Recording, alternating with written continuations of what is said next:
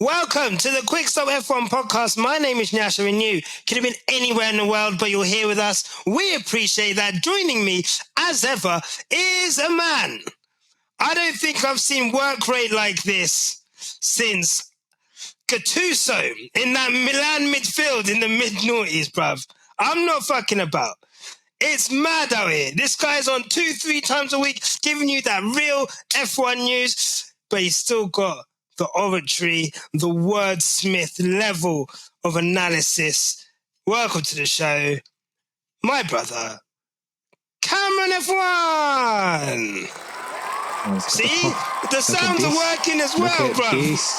Look at this. Leveling up. Don't piss me off. Don't piss me off. How you doing, bro? Brother, I'm all right, man. Sobrevivo. I'm getting there, man. I'm just trying to put one foot in front of the other at this stage, you know, trying to ingest myself some automotive pugilism in this thing that we call F1, as it's gotten better now and people are racing for 25 points every single race weekend. What do you mean?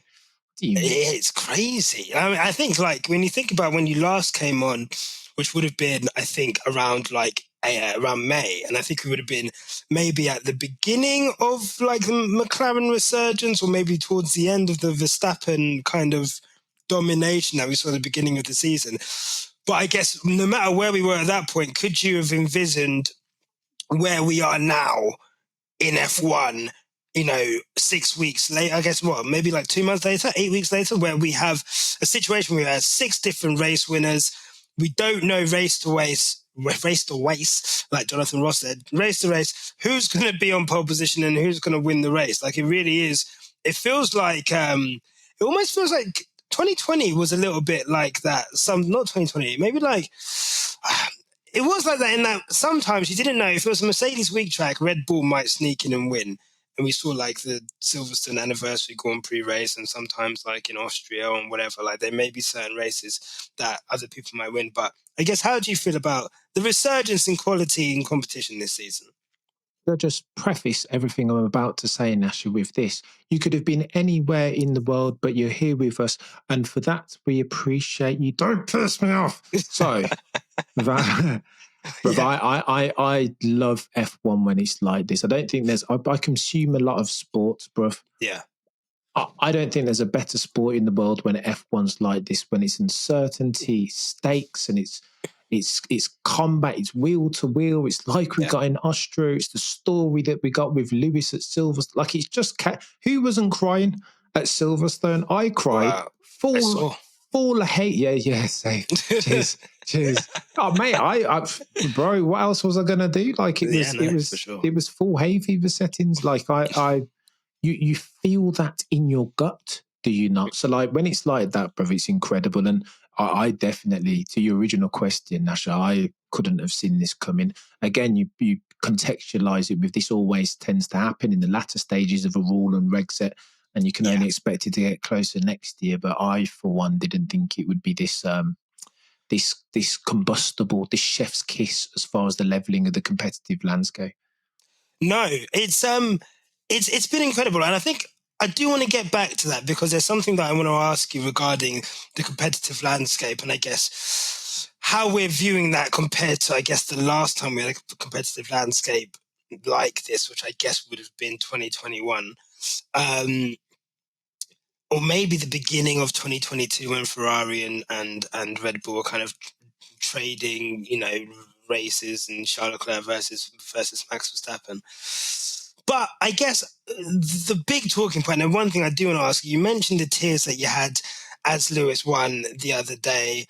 It has, as much as there has been a resurgence, and as much as Norris and Verstappen has fed us, that was merely, I guess, in terms of media, in terms of attention, in terms of, I guess, groundswell of emotion, that was only an hors d'oeuvre compared to what we got as a main meal, which was Lewis Hamilton winning at the British Grand Prix the other day, last week. How do you, I guess, for you, where does that rank? 104, some may say 5, 104 race wins.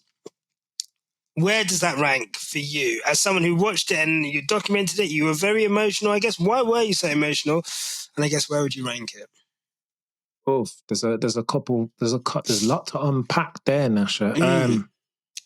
Why was I so emotional? Because listen, sliding doors in F1 and sports more broadly, right? Sometimes windows of opportunity open and shut, and only the discerning eye can see. And I felt like that was in 2021. I wasn't sure whether Lewis Hamilton would ever win another race again, forget a championship, because sometimes it just happens like that. Who knew that Fernando had planned Alonso win his final championship in 2006? He looked like a whirling dervish there, having banished even Michael Schumacher to retirement, basically. Who knew then?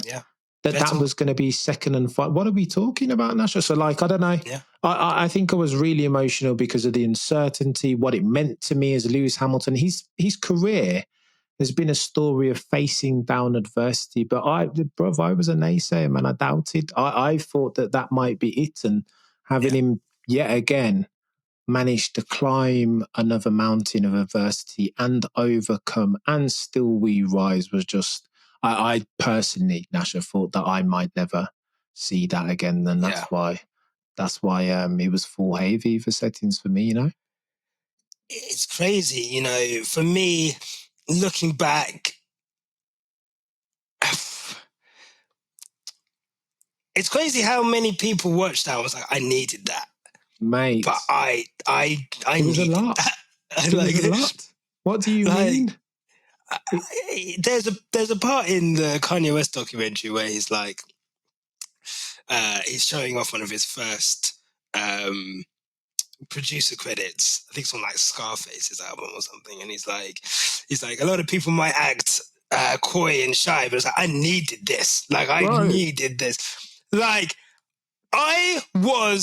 only so long you can be positive. There's only so long you can be I was gone from there a long time. You know me, you ducked out. And the thing is, if we look, the Lulu for Lulu, of course, is said to mock people and whatever, but there is a level of, in anyone that has a belief in something, in anyone that truly, I guess, stands 10 toes down in the belief that Lewis Hamilton still had it was the car issues. And look, if you look at the evidence, the qualifying stats, I guess the points against George this year, fine, you could use that. But I think there were enough caveats and there was enough in the race pace for me to look at someone that was not completely over the hill, and especially his ability to still manage his tyres, which I think is still at the highest level in the sport, full stop. And I think I knew if there was ever an opportunity where the car was quick enough and he had to use his tyres better than someone else to win the race, I always knew that opportunity would come knocking. The difference between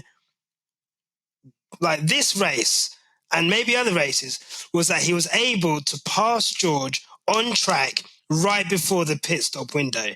And I swear to God, as soon as he done that, I was like, it's on.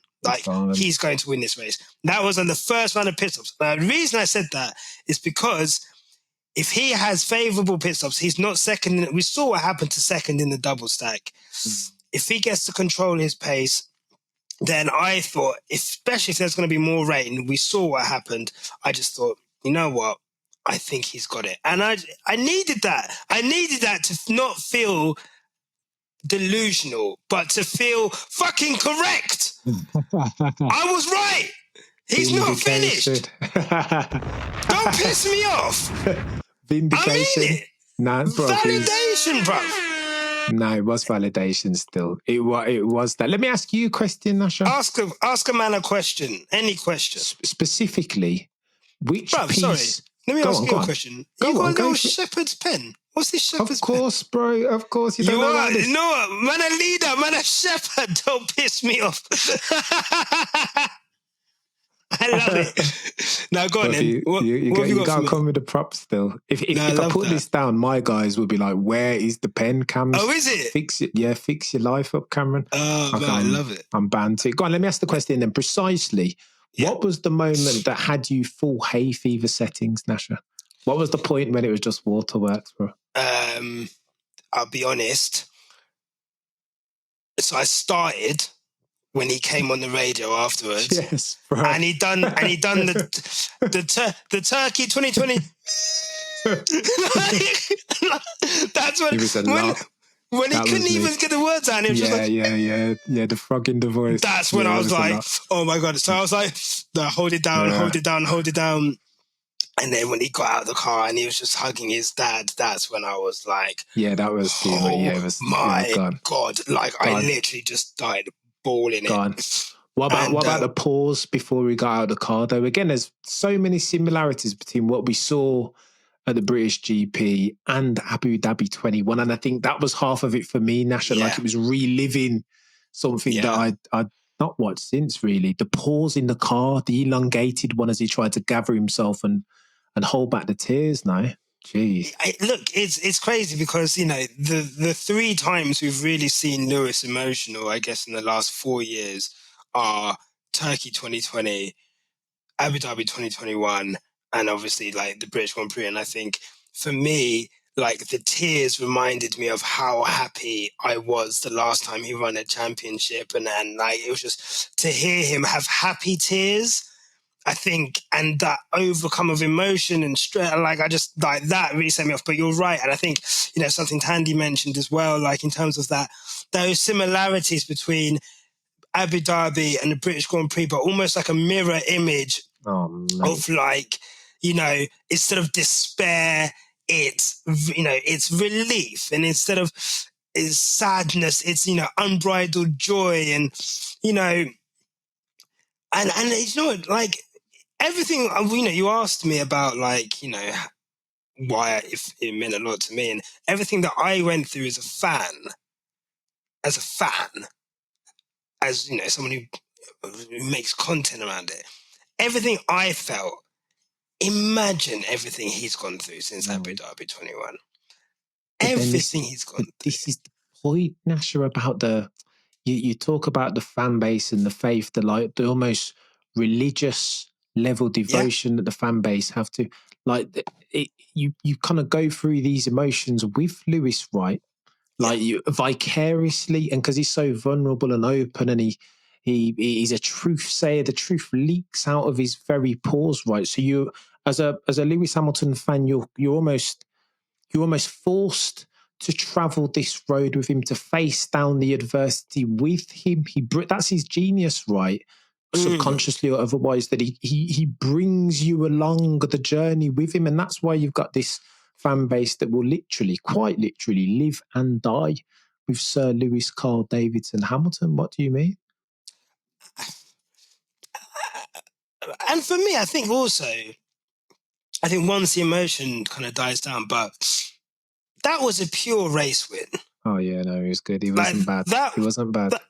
That was, honestly, for me, vintage Lewis Hamilton. And I think we don't really, I think because the standards for him are so high. Fernando Alonso, who you mentioned earlier, can do something and have these moments of brilliance or cunning or slyness. And it's almost like, oh, wily old fox Fernando, oh, he's still got him. Same Fernando Alonso, by the way, that has been out-qualified by Lance Stroll on occasions. Humanity. Wow. I'm just saying, if Lewis Hamilton is not allowed to be out-qualified by George Russell, then at no point in any time should Fernando Alonso not have the same one-lap pace as Lance Stroll. That's neither here nor there. What I want to say is that, rightly or wrongly, that gets praised. I feel like Lewis has done things which have, like I said, in terms of his tyre management, his race pace, his in-game kind of in-car strategy, you know, in terms of whatever, you know, right tyres at the right time, etc. I think he has demonstrated that relatively consistently since 2021, but he's not had, I think some of the podiums he got in 2022, he should have been nowhere near those podiums. I think some of the podiums he got in 2023, again, should have been nowhere near them. I think him dragging that Mercedes to third place in the driver's standings, by the way, quickly forgotten this season. Incredible. Not praised highly enough. I think what really stuck for me was that finally all of this incredible craftsmanship, well, not craftsmanship, but this skill and this kind of that elder statesman drive that he had, pitting at the right time, outwitting McLaren, managing to essentially outpace the Red Bull with the tyres that he had. You know, I think if it was George in that lead and not Lewis Hamilton on those soft tyres, I think Verstappen might win that race. And I think the evidence is there to back it up, looking at George's first stint and what happened after that. So I was just happy that it wasn't a fluke win. It was a pure race win. And I think, you know what, I can live off that until he goes to Ferrari, to be honest. Like, no matter what happens, I can live off that now. But I know if the direction of travel that Mercedes are in now, I know that we're in for at least one more win. I reckon between Hungary, Zandvoort, Sao Paulo, Austin, between those 4 races, there will be, mark my words, what's the date? Monday, 15th of July. Hungary, Zandvoort, Sao Paulo, Austin.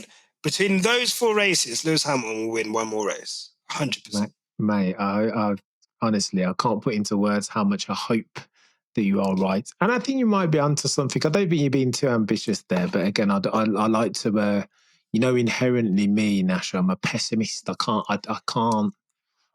But you are a pessimist. I've been burned too many times by Toto, the boy who cried wolf, promising me the world and then delivering upon nothing. I can't, Nyasha.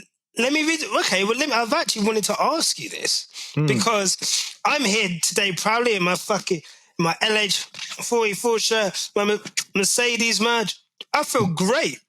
The last time me and you sat here opposite each other was, I think, on the verge of Lewis basically having announced that he's going to Ferrari, and I was, obviously I was upset at that, and I was thinking, well, how could Toto Wolff have done this? And you have one of our best performing shorts on the channel where you say Toto Wolff could potentially look like a genius if he exits Lewis Hamilton and he brings in Kimi Antonelli, and Kimi Antonelli bangs in F2 and he brings him in and all is gone.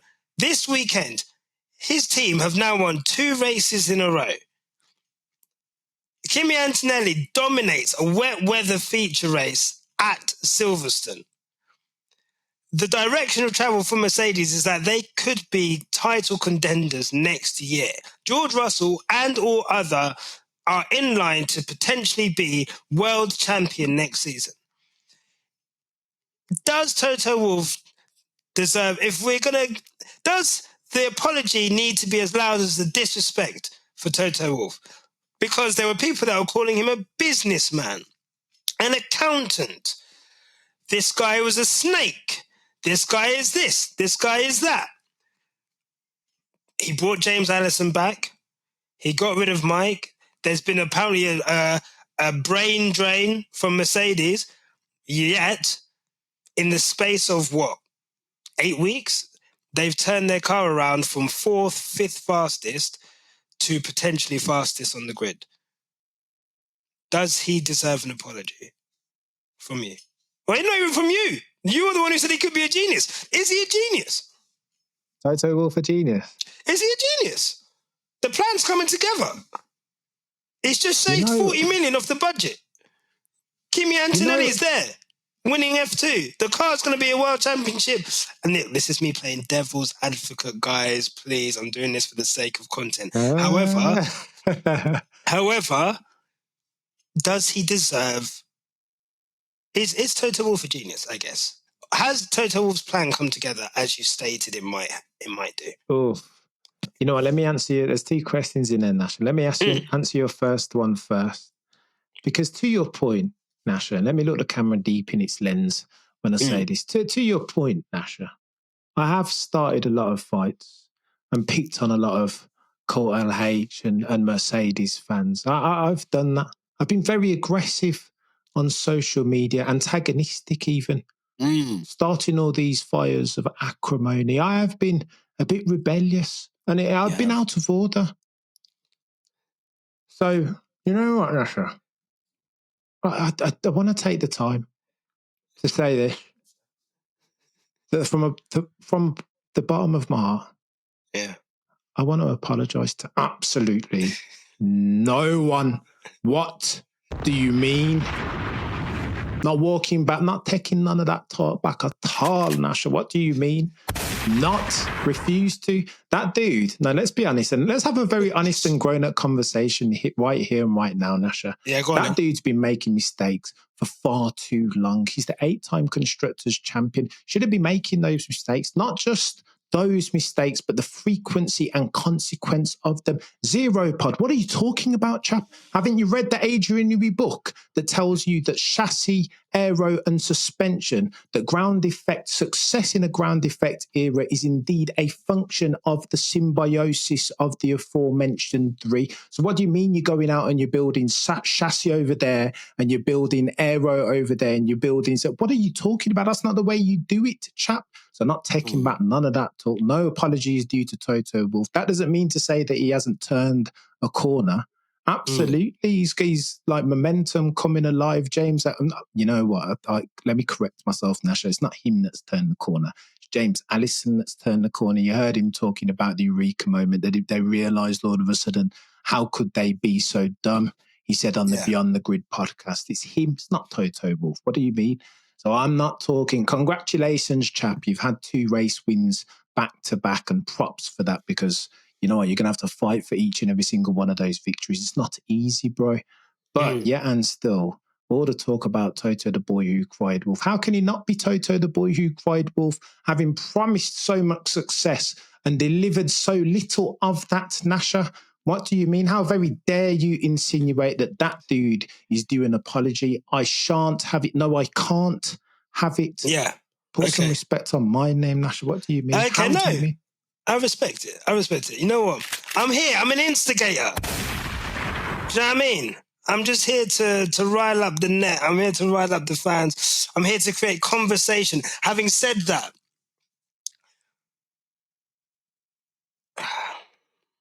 earlier in the piece, we were talking about the season so far.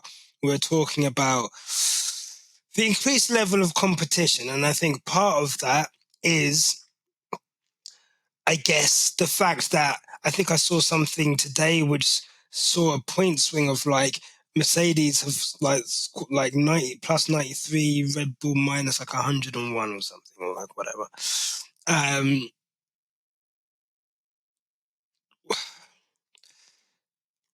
So a good thing that's happened is McLaren have come forward and Mercedes have come forward, and we love that. But also, Red Bull have gone backwards. The upgrades that they're bringing don't seem to be working the way they have. The turmoil from the beginning of the season maybe is starting to bleed through. Obviously, Adrian Newey, no longer part of the technical team. And look, according to people with very trusted sources, he didn't do anything anyway. So it gives a fuck. Don't do that, Nyasha. Yeah, well, obviously that's stupid, and I would never say that I would never say that in public, because that's nonsense. Like, imagine saying that in public. That is ridiculous. But obviously, maybe or maybe not, the turmoil from that Adrian going, they do seem, if not rudderless, slightly lacking direction in terms of performance. How do you assess then the Red Bull car? Max Verstappen is still managing to put it on occasion on pole, on the front row. His drive at Silverstone from 4th to 2nd, the strategy was perfect. His first lap against Lando was perfect. Again, charging down Lando, again, strategy perfect. Really good. You look at how he's doing, you'd think, okay, that car's okay. But you look at what Checo's doing, obviously the car's not as bad as what Checo's doing, but what's the middle ground? I guess for you, do you think, and this is an honest question, do you think Max Verstappen is driving at a higher level this season with a car that is not as dominant as maybe he was during 2022, 2023? I'm not going to say, I'm going to leave 21 out of it, because that, I think, in itself is anomalous. I think that's a different season. I think the salient point to your question, Nyasha, is that he's I don't know about higher or lower than as at the same time in previous seasons, but he's driving at a phenomenally high level. We're talking about instances of the British Grand Prix that were reminiscent of Abu Dhabi or 2021 even more broadly. And seeing Lewis and Max run down the road from everybody else was very reminiscent. And again, if you wanted proof positive, a case in point that it is Max and Lewis on that level, tier A, and then the rest of them are tier B, then surely the British Grand Prix. But bruv, I've caught on a lot of slack for being overly verbose about Max Verstappen of late, but I'm in this game for sporting excellence. That's how I fell in love with Lewis Hamilton in the first place, 2006 on Pizzioni, PK Jr. into Maggots and Beckett's in GP2. That this is my lot as far as sport, but for sporting excellence, I wouldn't be involved. I would be divested, go and do something else with my time and spend it with my family and my son, right? Yeah. But the point being, I say all that to say this, that Max, on occasions this season, particularly now that the car isn't as dominant, if dominant at all, as far as the rest of the field are concerned, now you're kind of seeing he's being the difference maker, right? He's doing these laps, like the Austrian quali lap as an example. I was like, mate, like, come on. I've rarely watched a lap when I've gotten vertigo. You know, like when the car goes too quickly over the hill. You get that feeling in your stomach. How am I watching the onboard of Max Verstappen in real time and getting that feeling? He's doing it. He's just reminds me of Lewis, bro. Lewis, when Lewis first came on, don't think they're similar. Nyasha's not having it. Go on, back it, Nyasha. Give it to me. No, you know what? I think I've said earlier this season, I think I'm on record as saying, I think Max Verstappen is driving at an incredible level. And the reason I think that is because the car is not as quick in comparative to its other competitors as it has been recently. And I think that's only, we took a break. I think as I took a break, I think Charles Leclerc won Monaco. As since that point in time, I think the Red Bull has only really got worse compared to the McLaren. I think Max Verstappen as a pure motor racing driver who has to bang in quick laps, I think he is top two. I refuse to say he's number one. I'm never going to say it. But I can sit here and I can say that I think Max Verstappen is an absolute, you know what, in terms of consistency, in terms of one lap pace, and in terms of just like banging out quick laps, Max Verstappen is, I think, the best in F1 for that at the moment. What I cannot abide and what I will not abide is people saying that he has, that side of him has evolved. The unforced errors on his own have disappeared, essentially. I can't remember the last time Max Verstappen on his own, when there wasn't treacherous conditions or something, made a mistake. I cannot abide by what I saw in Austria. I cannot. When he was racing wheel to wheel. Go on, we'll talk about it. I cannot abide by it. I'm sorry. What specifically about that circumstance? And I've said this, how many times have I said to you? When the lights are bright, when the pressure is on, this guy's arsehole falls out of his pants each and every time. And his behaviour against Norris, look, I've seen that shit. 21 races in 2021, I saw that shit. I said, you lot who did not back him, you will feel. And he did. And there's nothing we hadn't seen before.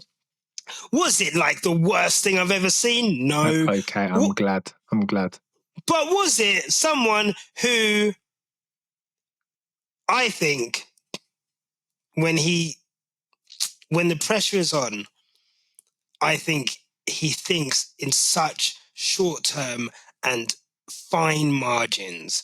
For someone, I guess, who can do whatever he wants, he's 80 points ahead. That's his nearest rival. If we both go out, we both go out. Fair play. Maybe he's thinking in margins. Maybe he's actually thinking, do you know what I mean?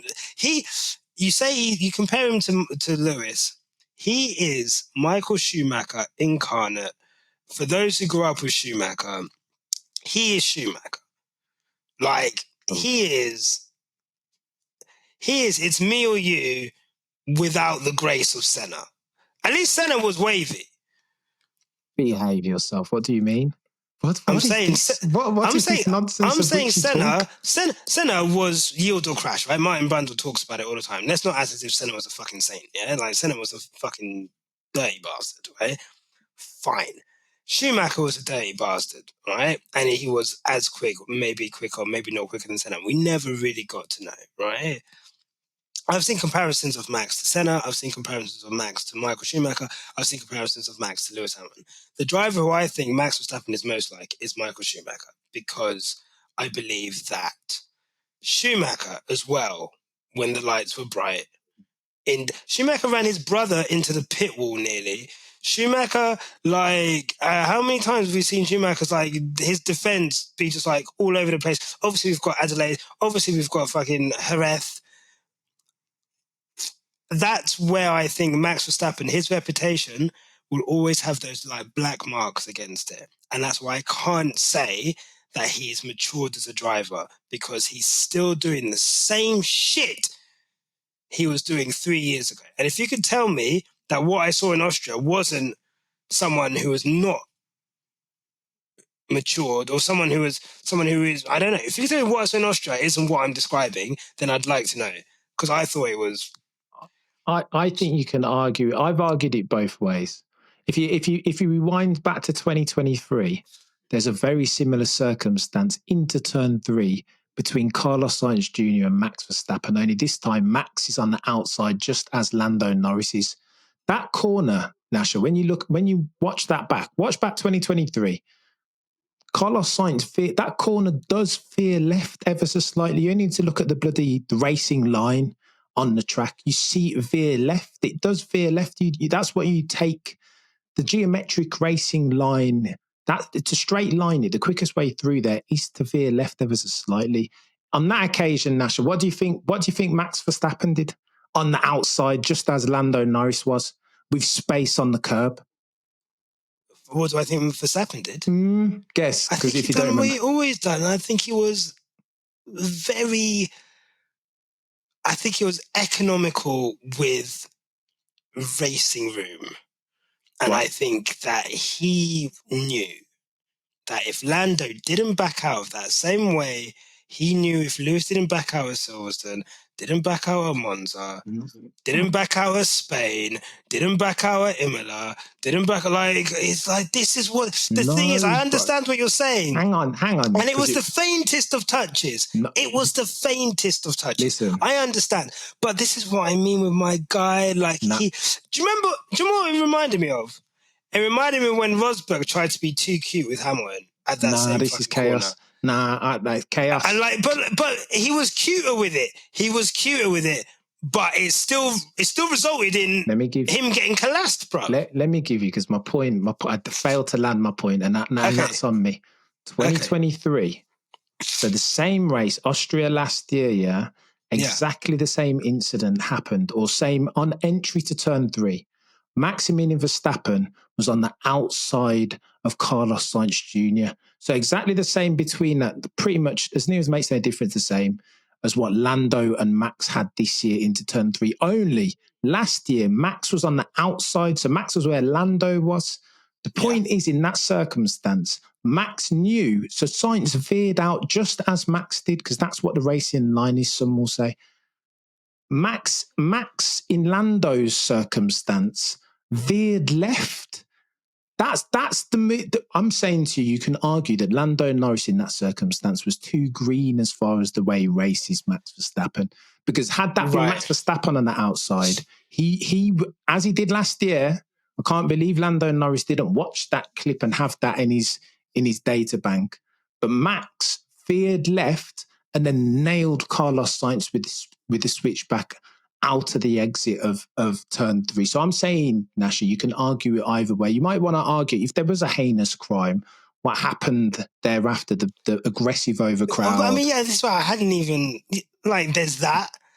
there's the moving under braking, but which the FIA came out and said they should. And this is what I'm trying to say. They can't even do. This is what I'm saying to you, Nyasha. And therein lies the gift of the man, right? He's not going to do. I don't think he's. I don't know, Nyasha. I think you're doing the chap a disservice. You know, I think he always very, very differently.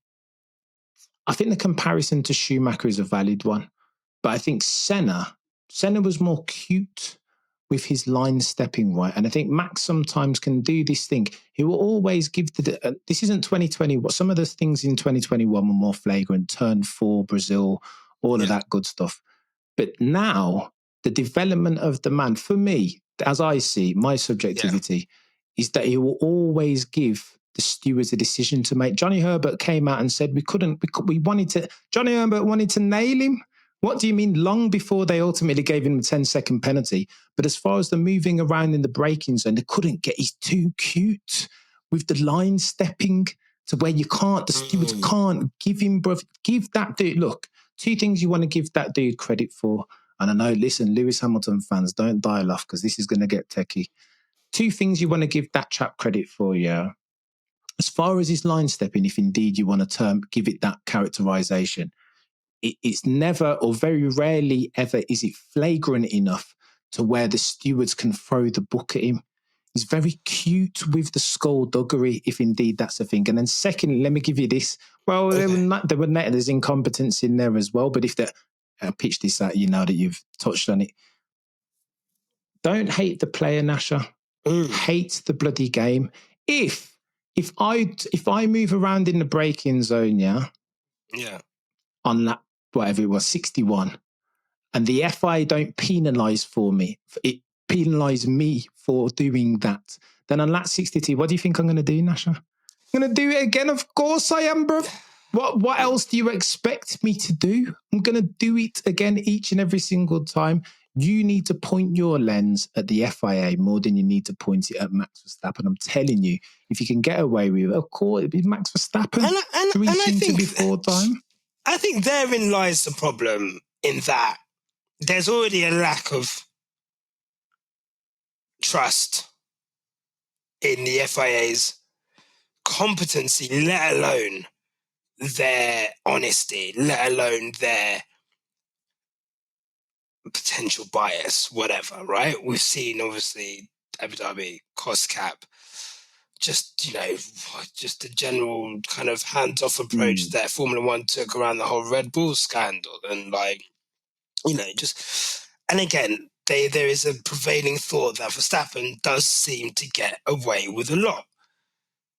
So that when he does flagrant shit and it's not picked up by the FIA, it's almost as if they go hand in hand. But yes, you're right, I guess.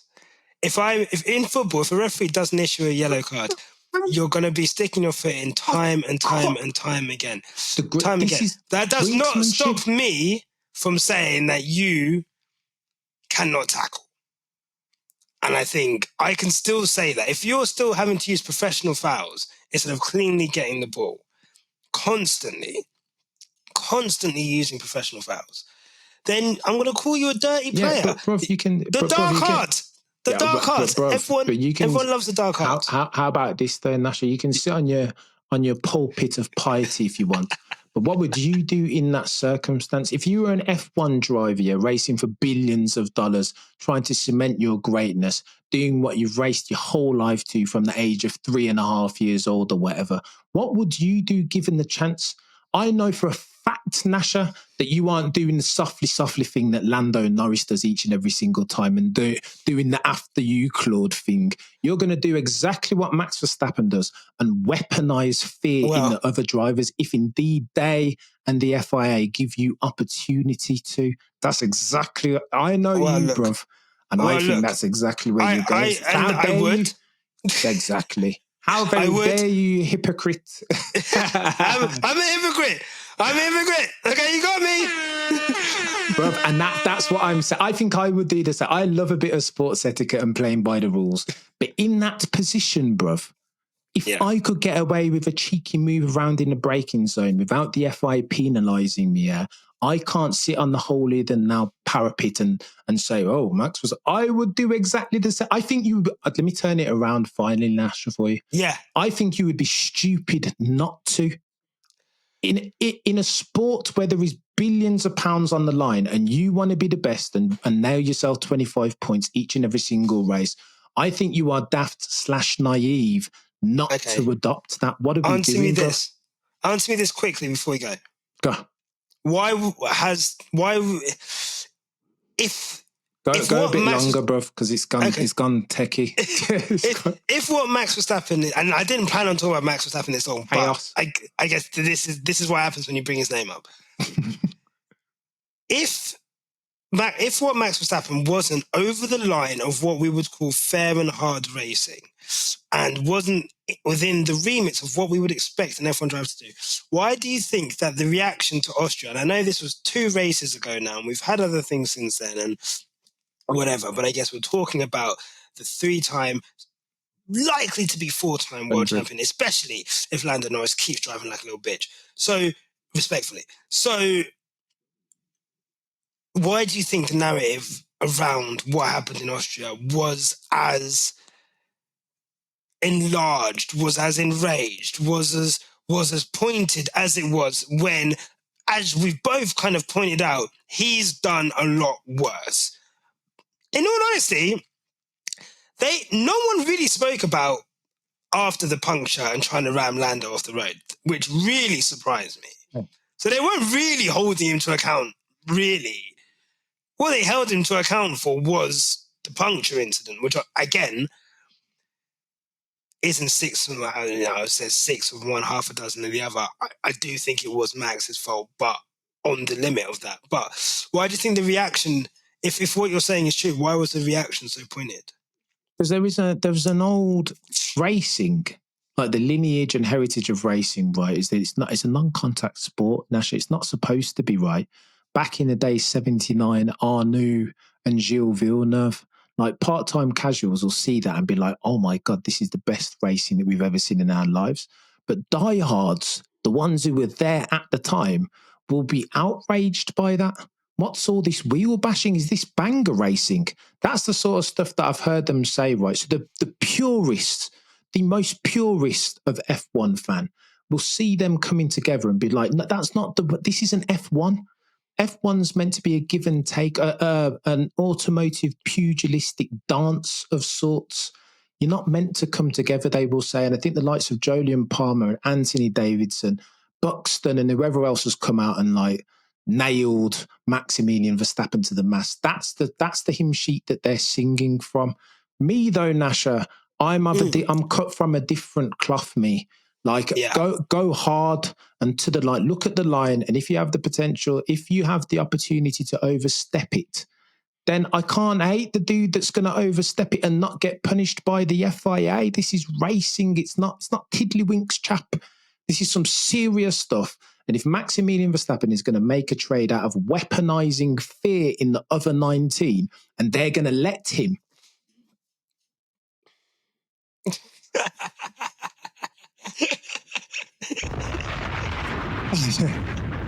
Come on, bro. Like, what do you mean? And the worst joke is, I know that. Let me finally, bro, because it's techie. This as much as I know you and how long you've been watching F1, I know that your emotions as you watch Max doing those things mirror mine. Somewhere deep within, you don't hate that, bruv. That sort of not skullduggery, but that sort of hard line racing will bring a smile to your face somehow, some way, especially when it's Lando and Lando's all meek and mild. Oh, look. Let me tell you now. I said this earlier. The same way Charles had to learn, ironically again, at Austria, Lando had to learn. And the same way Charles fans had to learn, Lando fans, McLaren, Papaya, all of you, man, you had to learn.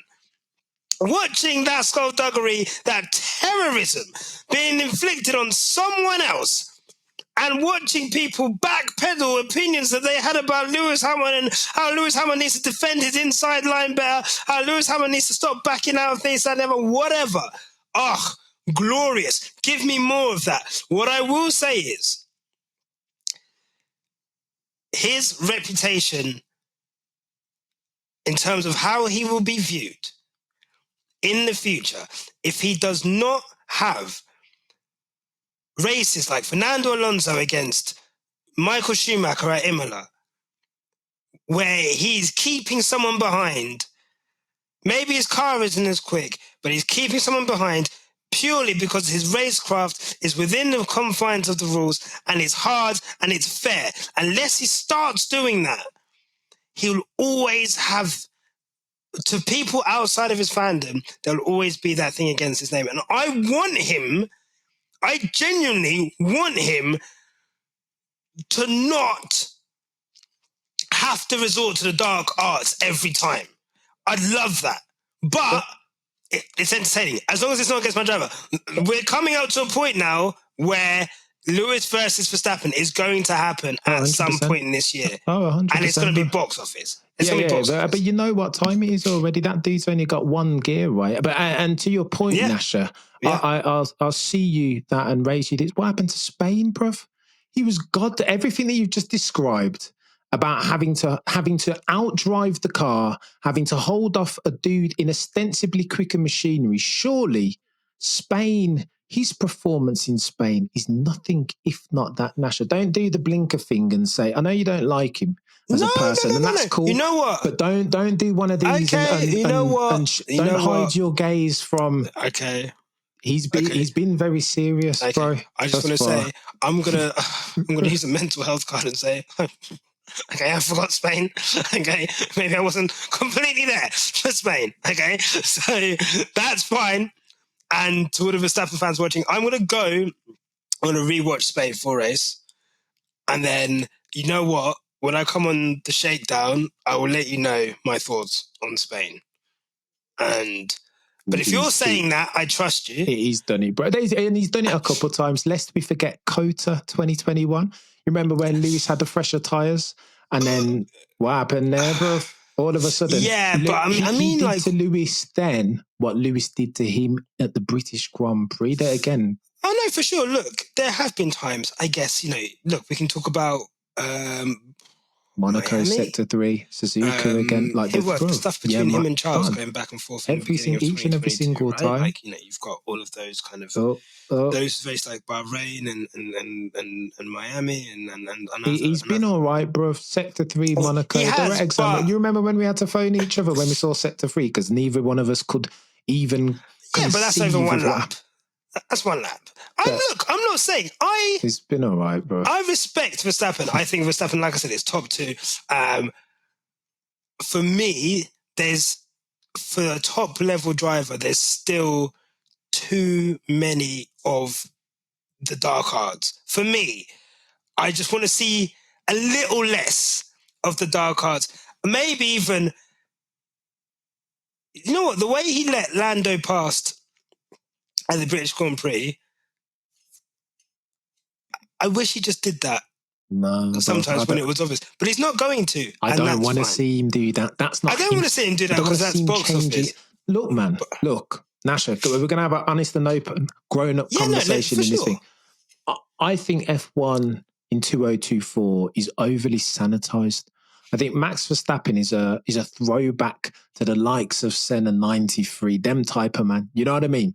Those type of dudes who are going to weaponize fear each and every single time and are not looking to let you through. Now, I understand that's not everybody's cup of tea, but how me and you came into the game, Nyasha, be honest and fair, early 90s settings, that was the modus operandi, and for want of a better word, I miss that era of Formula One. That's a bit of me, Nyasha. And so I take everything that you've said on board, but I don't want, for the avoidance of doubt, the Aesop's fable in all of this for me, I don't want Max Verstappen to change not even 1 millimeter, bro.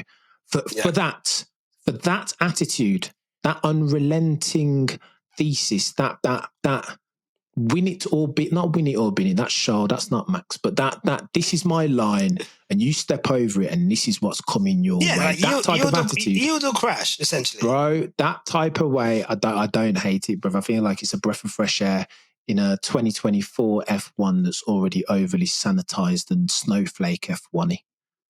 Well, you know what? I think it's a good place to end it, because if I come back with something and you come back, I'm keen, bro. I'm keen. We're going long anyway now. Come back and we'll talk about it, because the conversation's gone tech, you know. You haven't got no comeback. You were bluffing, man.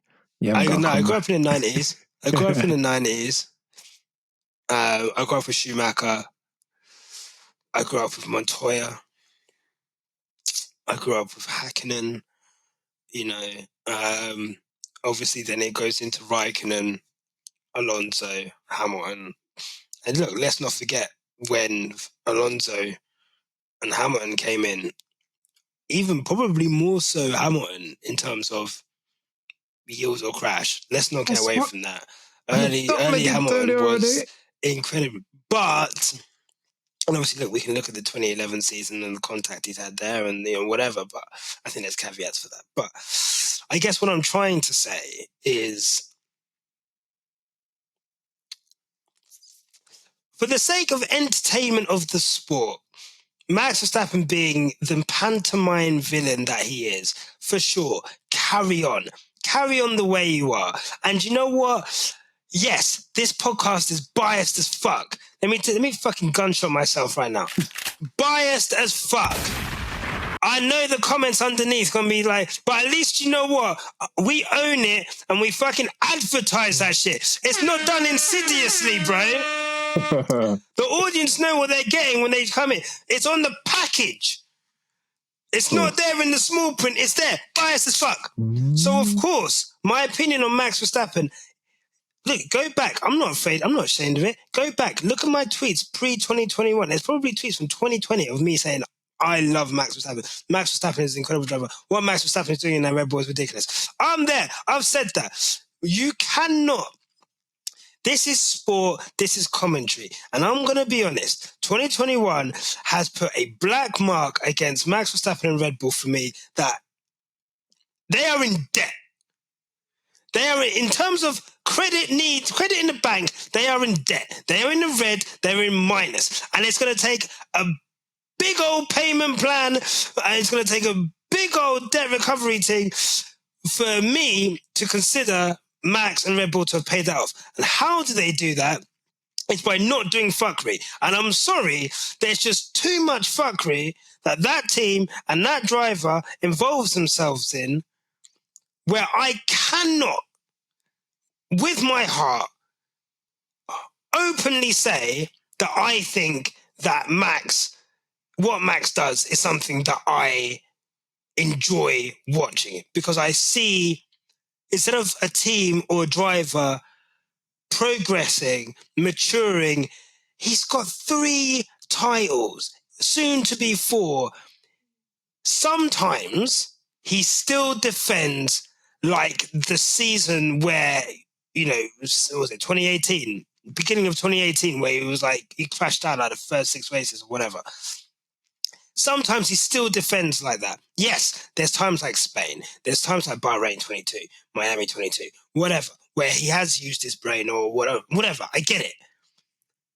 For someone as successful as him, I don't think he has to resort to the dark arts as much as he does. And when he does, considering his position in the championship, considering the successes he's had and the maturation I'm supposed to have seen, I don't think that he needs to do that. And when he does do that, it pisses me off, because it reminds me of all the fuckeries he did do in the season where he didn't deserve that first title, and he's still doing it. And you know what? You're right. If you're going to get away with it, why wouldn't you stop? I don't hate Max Verstappen. I don't hate Max Verstappen, the driver. Let me tell you that now, actually. Okay. I don't hate Max Verstappen, the driver. Now we are making progress. I hate Max Verstappen, the product. And the product is this: I don't give a fuck. I'm so dedicated to racing.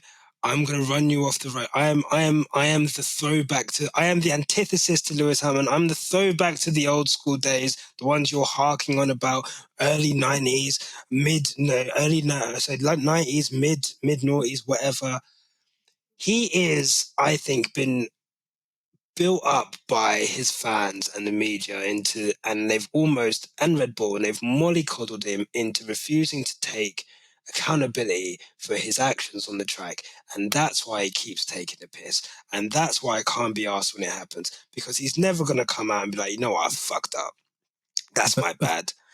And because he doesn't say that, his fans love him even more for it. And the reason why I enjoyed Austria is because for the first fucking time, the media were like, you know what? This is some fuckface, bro.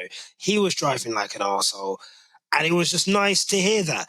But it was the first time we've heard that, since when? 2018? When he was a rookie? 2021, there was no semblance of accountability held towards him. He's not really had to do it because the cars haven't been, no one's really challenging him since the first half of 2022. I don't know if that rant makes sense, but that's what I'm railing against Max Verstappen, the myth that comes to life because he's enabled and mollycoddled by the F1 community, by his team, and by content creators such as yourself. Oh, I'm not going to lie. Behave yourself. Go on then. No, you're mollycoddling him. Right, look. Let me have to roll up my sleeves now. Flipping no, Nyasha. Needed to go make it and diverse. Go on then. Let me piece apart what you just said, because this has gone techie now. Firstly, this myth talk. Max Verstappen, as I see him, I don't know him personally, Nyasha, but his gift and his curse is that he only has one gear. What you see is what you get. All of the non-apology thing, you can say that makes him a douchebag, but he's nothing if not authentic, Nyasha. It is him. That's it. He can't deviate from this. He's not playing politics. Of course you cannot. That's your subjectivity and you're entitled to it, but he's not deviating for that. For you, me, Lewis, Charles, anybody else, the FIA, Jos Verstappen, Christian Horner, he cares not. As far as this myth that you feel like he's creating, the myth isn't a myth. That myth is Max Verstappen, good, bad, or otherwise to a fault. He's going to jump out the cockpit on a Sunday and go and race the Nordschleife for 24 hours because he cares not a fudge for the Met Gala or going to the Euro finals like Lando did. He just wants to race, chap. And that's why I say to you in earnest, he's a throwback to the old school ones. That's why him and Lewis will never get on, because fundamentally, though they're so similar in terms of their driving style and the feats that they can achieve, fundamentally as people, they are different, fundamentally, diametrically opposed even. So I completely disagree with that point, first of all. And then secondly, you're talking about content creators like me indulging this myth. What are you on about, Nyasha? You know me. I'm here for, like I said to you at the outset, I'm here for excellence, Nyasha. I care not. Do you think that's excellence, though? I cannot. Let me explain. I've said this to you before, but I'll say it to you again for the avoidance of doubt. My Achilles heel as a sports fan is that I have a tendency to forget. Like, if I see excellence, if Max Verstappen goes and puts together this Austrian Grand Prix qualifying lap, the likes of which I've very rarely ever seen, or my gaze just does one of the, I get blinkers, Nash. I don't care for the rest of the stuff because the brightness of the brilliance flame burns so brightly. I'm a moth to it. I don't care for this other stuff and line stepping and FIA don't do this and run off Lando. I don't care. All I remember is that this dude around that Austrian circuit, Spielberg, did the Red Bull Spielberg ring or whatever, or the Red Bull ring, whatever they're calling it now, did something that I've never seen before. I've had to watch back that onboard, Nyasha, about 30, 40 times because I still can't understand what this dude is doing, the steering inputs and the lines that he's taking. He does this one thing on the exit of 6, I want to say. Like, he takes this curb and then he comes back on the black stuff and then takes the curb again. I don't understand, Nyasha, and I'm invested in that sort of stuff. That's my subjectivity as a sports fan. So when you're talking about I don't hold him to I rarely talk about that stuff, if I'm honest with you, Nyasha. Yeah. I get off on the quali lap or a Sector 3 at Monaco, Sector 1, Sector 2, Jeddah 2021, although he stacked it in the end. Like, that's what I'm here for. That's my raison d'être, as they say in French. That other stuff is like footnotes to me. But that's my subjectivity and the way in which I ingest my Formula One. That's the impasse, I guess, for us. Is that for you it's a footnote. For me, it's part of the main body of the text. And I think that's where we'll differ. And I can admit that my reasoning for that is held with bias. And I'm approaching it, and where I'm looking at it is from a much less dispassionate, much less analytical, probably a much less thorough analysis of his sporting capabilities because of my perception of him as an F1 entity, as opposed to an F1. For you, you're looking at him as an F. I'm the person that looks at all the fuckery Jordan done and would maybe hold that against him in the GOAT debate. I don't care, bruv. Whereas you don't give a fuck. I'm not don't give a fudge. I'm distracted. You actually like that. I'm misdirected. Even like, go on, let's take it to Lewis if we're being consistent. When Lewis said all that stuff about maybe it's because I'm black and Ligate and all the other things, I don't care, Nyasha, because then he's going to go and put down a 2007 round the outside, turn one, lap one, first of his career ever, around bloody Fernando Plan Alonso. Like, I'm here for the sporting excellence. Singapore 2018, 2014 as near as makes no difference the entire season as far as Lewis Hamilton's concerned. Beating Fernando Alonso in his first season, doing that bloody four-wheel drift that we saw around Monaco. Like, that's what I'm here for that. Whether it's Lewis or it's Max or it's Charles, all the other thing is fugazi to me. Yeah. Nyasha, it happened. And I've seen it, but I don't, like, I'm not. It's not registering. I'm not, I want to see the sporting excellence, bruv. And that's what I talk to on my channel more than the dirty underbelly that you hang yourself up on so frequently, you know? Okay, quickly. Gun to your head. 2021 season happens again, 2025. Who's winning? Mate. You can't do that, Nyasha. That's too much. Listen, I don't know. I don't know. What, as in 2025 when Lewis is in Ferrari? Yeah. Flipping Nora, bro. It's hard, brother. I can't say definitively. Listen, I'd struggle. The rules are my thing. I'm not backing against Max Verstappen. He's in his prime. He's so difficult a proposition to race against. You've seen what, like, he terrorized Lando. Lando will remember that for the rest of his life. And that's why that dude he's just a difficult proposition. Not that Lewis isn't fantastic. I think the comparison is this, Nyasha. Take Lewis from 2018, let's say, and put him against 2025 Max, and then we've got a conversation. Then you're fair testing. Bro. From 2018 and put him against Max Verstappen now. Then it's chaos. Then you've got a proper conversation. I don't know. Then I don't know. You think Lewis would do it all day? I'd take Lewis without blinking. 2021 Lewis ran 20. You can almost say that's a convergence. Like, that's why it was so perfect, right? We're talking about 2018 to 2024, 6 years. 3 years ago, these guys had a battle of Lewis at his peak. Some may say slightly waning in that peak. We saw individual errors and mistakes that we don't normally see from Lewis in that season. Azerbaijan, obviously the biggest one, but geez. You know, some of the qualifying performances, I can't remember, there was another race where he kind of, I can't remember, but Imola, thank you very much. Yeah, he was lucky to get on the podium because the race restarted because of George Russell going into Bottas. So and obviously you have Max Verstappen 3 years removed from where he is now, obviously much more of a terrorist on track, much more desperate, you know, whatever. So I would take the guy who did 2018. Look, it's the guy who did 2018 Singapore versus the guy who done Monaco 23, right? Or whenever it you was. Can't with that. That's and you know, who do you take? Who do you take? Bro. And you know, that's I think techie. that's maybe a fantasy question. Look, let us know in the comments. 2018 Lewis or 2024 Max Verstappen.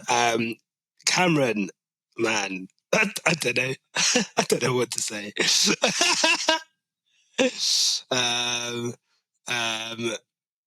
Chris would say we need to talk about Lando. Honestly, I don't even want to sully the water with with Lando Norris chat. Respectfully, Cameron, thank you so much for coming on. Oh my God. Why can't we just have like a normal conversation? That's the problem. It's not possible, Nyasha. It's actually not possible. Got to get into some linguistic jousting as always, man. It's compulsory, Nyasha. You know what I mean? I'm tired though, bro. I'll tell you that much. I was literally thinking like, oh God, I'm going to bed after this. Oh my God. No, what I will say is,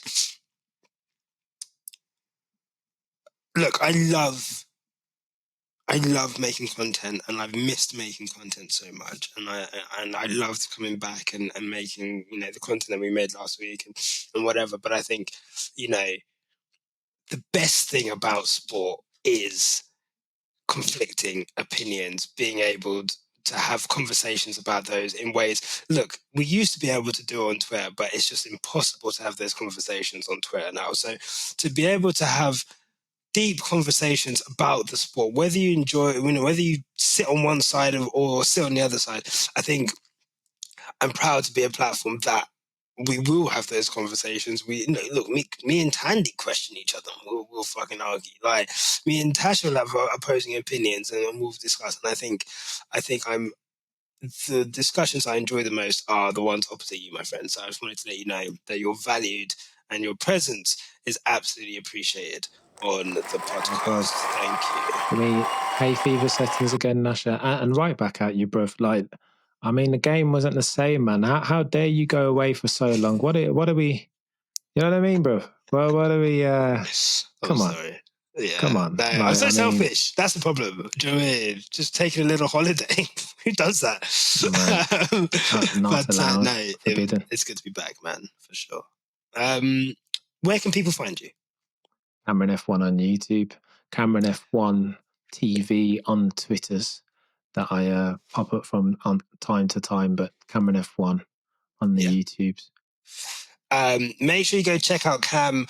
He's doing lives on races now. He will be popping on live. If you see something pop up in terms of F1 news, literally go on YouTube. Cam will be there talking about it. And obviously, you've got the incredible Peter Windsor as well. So if you're looking for that insights track on F1, where else would you want to go? You know, Peter Windsor, with the wealth of experience, knowledge, and contacts that he has, it really is essential F1 content. So I would really highly recommend, if you've not checked out Cameron's content, please check it out. That's it from us. Tasha and I will be back after the Hungarian Grand Prix. We just figured it out. I made sure I had the right time, so I cannot wait for that. And obviously, we'll be back as well next week with Tandy and a guest for the Hungarian Grand Prix review. Let us know in the comments what you think about what we discussed today. Be nice. And remember, no matter what life throws at you, keep it on the black stuff. Until next time, guys, take care. Are you going to say peace or something? I just did one of these, bro. I just did that. Okay, cool. Take care. Look, mate, if you've got this far, clearly you like what we do. So here's a link to subscribe to the Quickstop F1 family. Give that a click. And here's another link to some more cool on our channel. Sorry, cool stuff. And remember, no matter what happens, keep it on the black stuff. Click the stuff. Click the links. Click the links. Click the links. There. They're there.